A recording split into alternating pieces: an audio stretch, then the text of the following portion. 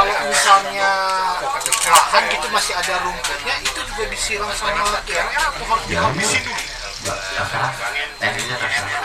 Justru itu dipupuk gitu. Mau dibabat dulu disemprot tonggol, mau disemprot dulu kemudian dibabat juga. Oh, namanya jadi pupuk. Kalau ngabisin urih makin naon? Sudah sapotong Gini gini. deh, ketika ini pengalaman aku ya, ini contohin.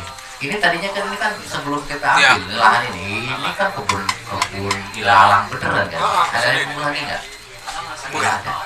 KRR habis. Ya, ketika kita jor-joran GS, mereka nggak mau nunggu kok. Karena walaupun lalang katanya sulit deh.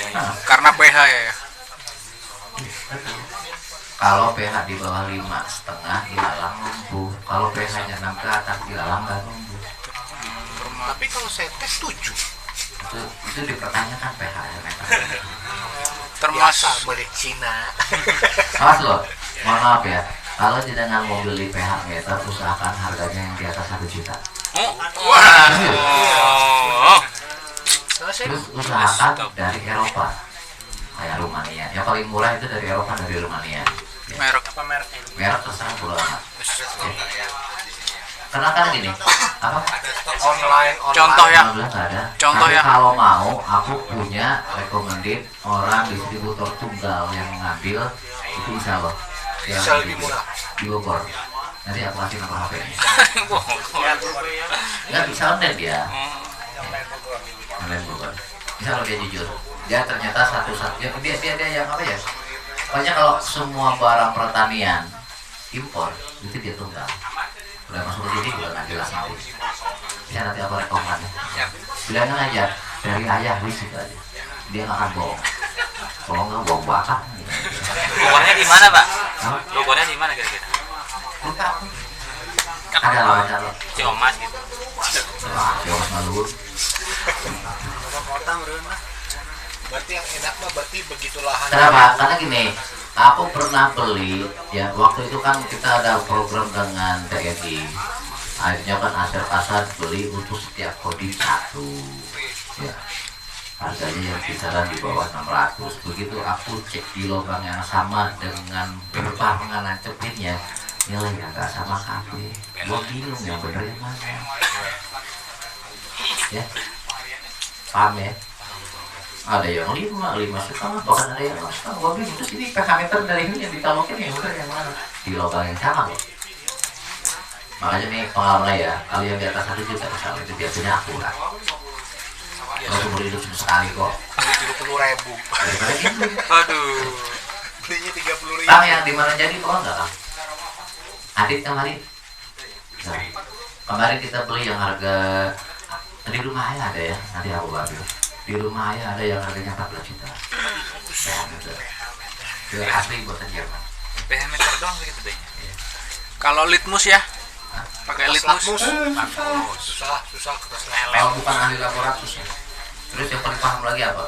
Kalau matanya udah melipur, muak gitu. Nyocokin warna. Iya. Aku aja nggak bisa loh. Kalau ngelihat cewek bening, aku mesti nggak sadar. Oh gitu ya. Cewek jening. Mereka ngelihat aku aja. Berarti yang paling aman netralkan pH pakai ampas apa? Nanti kita bahas malam ya. Malam Pak. Sabar. Ya, belum kurang 10%. Kalau kurang tambah lagi. Mutlak. Kelar, dengerin. Ketika jenengan pakai metode kayak begini, ya boleh nggak 20%? Boleh, kalau bukan bio. Ya. Misal ya. Misalkan ini formulanya formula standar. Lebih dari 10% kalau masalah. No problem. Tapi untuk kategori yang sudah bionuklir, itu ada pakemnya. Maksimum oksidasinya nggak boleh lebih dari 10% kandungan oksigen. Kalau nggak,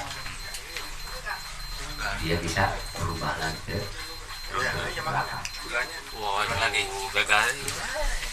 Ini kan dalam rangka menjaga quality kan begitu. Maksimal. Rata-rata kan pasti separuh SDR-nya enggak. BP yang itu dokter ya. Untuk hama tapi pakai bio. Meta dan Meta nggak di situ. BTR. Oh, Meta ya.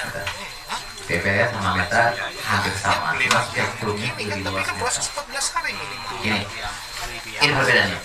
Aku pernah nyoba BPR sama Meta, padahal fungsinya hampir sama, Nah, mematikan hama dengan cara menginfeksi kan gitu ya.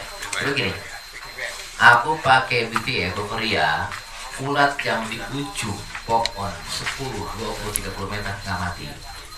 Kita aplikasikannya dari bawah, kocor. ya kocor. Tapi kalau Meta, dia sanggup sampai 50 meter. Bush. Itu beda. Jadi spektrumnya lebih luas. Fungsinya sih sebetulnya bodoh. Tapi kalau untuk pohon-pohon apa horti pendek-pendek mau problem yang mana? Tapi kelebihan apa Meta yang kita kembangkan ya, itu kita pernah nyoba pohon kelapa banyak kumbangnya di atas, Iya. ternyata mati. Walaupun di bawah. Walaupun kita koconya dari bawah. Berarti tiap tanam ya ya? Apa? Tiap tanam. Tiap tanam. Gini. Kalau di lahan sudah pernah kita aplikasikan, selama ada makanan dia kan hidup. Kali aja sih menurut. Salah satu aja ya, atau Meta aja apa? Tergantung jenengan nanamnya apa. Kalau nanamnya yang tinggi di atas 10 meter pakai Meta. Sawit Karena kalau bakteria dia nggak sanggup kan. Terbatasan spektrumnya nggak terlalu luas. Ya. Paham ya? Fungsinya hampir mirip-mirip kok. Tapi secara kontak juga bisa kan? Bisa. Pak, makan aja. Kemarin kita ngetes Meta sama Bokria, itu dia menginfeksinya tuh dua jaman. Artinya setelah kita terkena, ya, baik yang tersemprot langsung maupun dia jalan, dia nginjak atau apa gitu, bersinggungan, itu 2 jam. Dia diam. Artinya udah terinfeksi, udah nggak aktif. Belalang aja kita gitu, dia diam aja nggak loncat. Terus mulai terbungkusnya itu 1 hari. Sebentar. Ketika sudah ada yang terbungkus, masukinlah ke lahan muminya. Belum hidup cuma sekali. Gitu. Hari ini mau aku bongkar rahasia pabrik itu sebenarnya. Kelahan itu dijus terus disemprot apa? Makanya, Dikocor apa? Maksudnya ya terserah lah mau disemburin rata ya. Lelepin aja ya. Kalau ayah pernah ngetes teknis infus, tapi infus aku ke batang ya. Waktu itu yang aku infus durian. Jadi ternyata di durian kita banyak ulat di atasnya. Iya. Aku infus ke batang itu 1 hari. Besoknya ulat yang di daun-daun atas itu jadi mumi semuanya. Ini Keren ya. keren. Awas, Meta yang mana dulu? Yang ini. Si Meta tuh. Oke. Si merah cantik. Jadi kalau yang kopra mungkin manjatnya 2 senti mungkin tidak. Meta Rhizium. Tetap yang harus ya. Jenderal. Ya jenderal itu.